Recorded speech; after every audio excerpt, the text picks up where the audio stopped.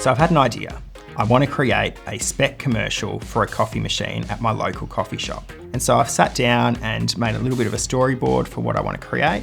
And I'm going to be going to the coffee shop and filming it. And I wanted to bring you along for the journey to see how I've lit different shots and hopefully how I've achieved some nice looking results. But I haven't filmed it yet, so hopefully it looks all right.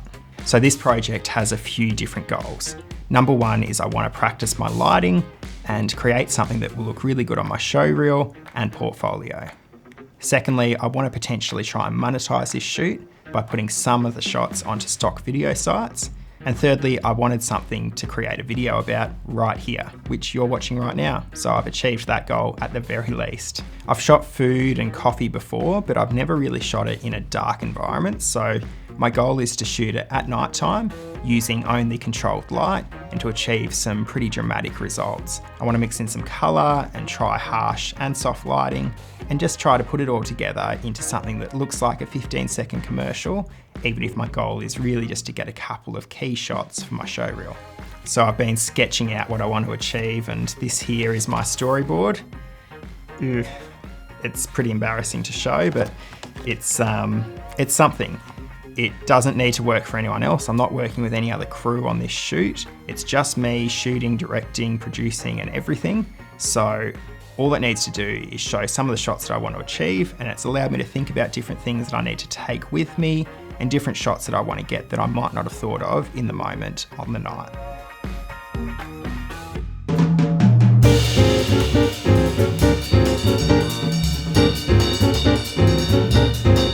Alright, so here I am in the coffee shop. Coffee machine there, all on my own, dark night. Going to film some content.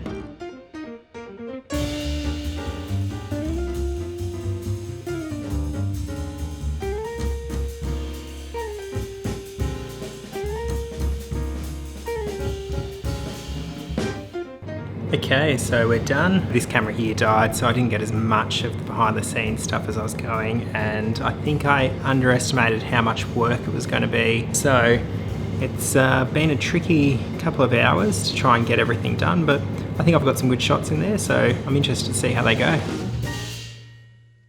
So it's now been a few days since I filmed at the coffee shop. I've now completed the edit and I'm pretty happy with the results, although I've learned a few lessons along the journey. So to quickly run through the gear, I shot this on my cinema camera rig, which is a Sony FS7, and I mainly used my Sony 24-70G Master. I was actually intending to film this whole thing on my Samyang / Rockin' Cine Primes, but after I did the first shot, I just wasn't happy with the results I was getting, so I switched to my Sony 24-70. I was just finding that I wasn't getting the contrast I was after, they were flaring up lots, and just something about the quality of the image I wasn't enjoying.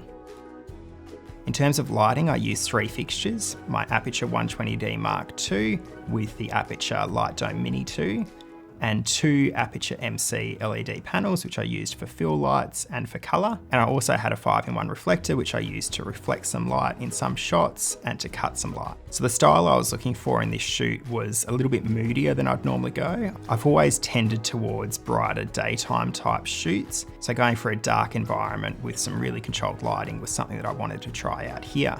With this shoot, I tried to keep my key light on the far side of my image at all times. And so this creates a nice amount of contrast on the near side, and then I filled in this near side when I've needed to in order to achieve the image that I was looking for. So I used my MC panels as a fill light when I needed to, and I also used the MC lights for color in a few of the shots where I just wanted to have a little bit of blue or a warmer tone coming through in the background. So in my close-up shot of the coffee grinder, for example, I used an Aperture MC panel on the left-hand side, and I set that to a nice warm light, just to bring out the colour of the coffee grinds. In the shots of the coffee actually pouring down from the machine, I ended up using an Aperture MC panel just set to daylight as a fill light, just to help bring out the colours in the coffee, so I didn't end up with a really dark side to it, because all of the colours and tones in there were really nice and I didn't want to lose any of that information. In the opening shots especially, I added in a little bit of colour to fill the room, which is very subtle, but it just helps to bring out the colour of the machine. So in the actual reveal of the machine, I have a little bit of haze floating around, which I just wanted to help add to the ambience and the drama of the reveal. So I use this canned haze right here, just spray it a little bit into the room, and it just helps to add a little bit of movement and color. The haze also kind of looks like the steam coming out of the machine, so that worked pretty well. In the opening shots, there's a light reveal on each of the parts of the machine, and this is something that I really wanted to try, which is actually changing how the lights interact with the environment within a shot, which adds movement without actually moving the camera. And so for this, all I did is grab my 120D Mark II with the softbox on the end of a C-stand, and I literally just twisted it from side to side on the angle that I needed to achieve the effect I wanted. And I feel like this actually turned out really well and created a pretty nice result. So one of the shots that I was really excited for was the jug cam shot, where I've actually attached the milk jug to the end of my camera using a magic arm and a little grip accessory. So that's it here. And so I've just attached this to the cheese plate on my camera, and then this grip arm just twists around and attached to the jug itself. Because the magic arm attaches with a screw as the jug moves, it tends to loosen itself. So if I was to do this again, I would actually use 2 of the magic arms and 2 of the grips to attach the jug to the camera, and that should allow for 2 points of contact and make it a little bit better. Now, the major problem I ended up having with my jug cam shots was that I didn't actually end up getting the shots that I wanted. I feel like they've worked really well in the video what I had, but what I filmed was actually my test run. And with this shoot, the major issue that I ran into was time. I was rushing and it was only me, so I wasn't able to do all the things I wanted to. And because I was trying to do so much, I missed a few things. And the biggest problem that came up was that I ended up entering the anti-record. The anti-record, something that I absolutely dread. It's where you accidentally leave your camera rolling, and then when you go to take the next take, you hit the record button, go to shoot your take, and do that a few times, and you only ever record the parts in between the takes, and you actually miss recording the takes.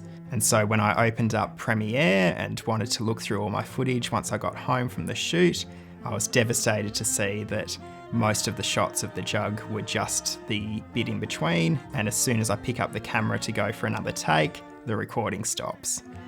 And this is an absolutely silly mistake to make, and I'm very glad that I haven't made it on a professional set in a long time, but it's something that I did on this shoot while I was tired and rushed and trying to do too much. So I actually missed the take where I got the jug to pour really nicely. So I've ended up using a bit of the take, which I don't think looks as good as the actual art forming on the top of a latte, but I think it ended up working in the video. So that's definitely a lesson in not trying to do too much. Because I was trying to do everything, I ended up letting a few things slip, such as that. Trying to do too much all by yourself is definitely the lesson that I learned the most from this shoot. I think there's definitely a few things I could have done far better if I either had an extra set of hands or I just allowed more time to do the shoot. I left it pretty late until the night until I actually started shooting and I had things to do the next day. So I only had a couple of hours to do everything. And because I didn't have that extra set of hands, I missed things like that anti-record, as well as there's some shots where I would have liked to have cleaned the machine more and made it look prettier. There's one shot in particular where you can see the machine really needed a polish, which would have made it look really nice. But because I was moving through everything so quickly, I missed it on the night, and I probably wouldn't have had time anyway to do it. In the middle of the edit itself is the shot where the coffee's pouring, and I feel like this is the weakest link in the whole video.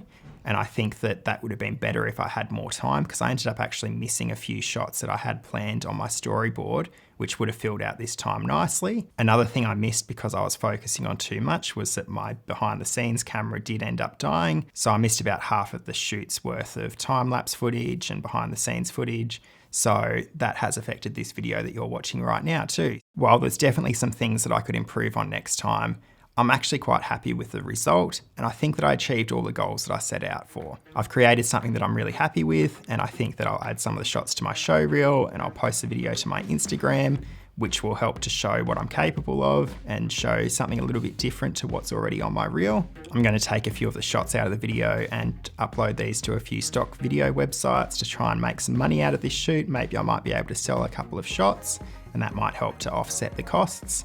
And I've also been able to make this video right here that you're watching, so I'm actually really happy that I've achieved all the things that I set out to achieve. So that's a little look at my coffee machine spec commercial and how I put it together. I hope you've enjoyed seeing my process and you might be able to take a few things away for yourself, and maybe this will inspire you to get out and create something that you've been meaning to. If you enjoyed this video, be sure to let me know in the comments down below and ask any questions that you might have, and subscribe if you haven't already. Otherwise, I'll see you in the next one.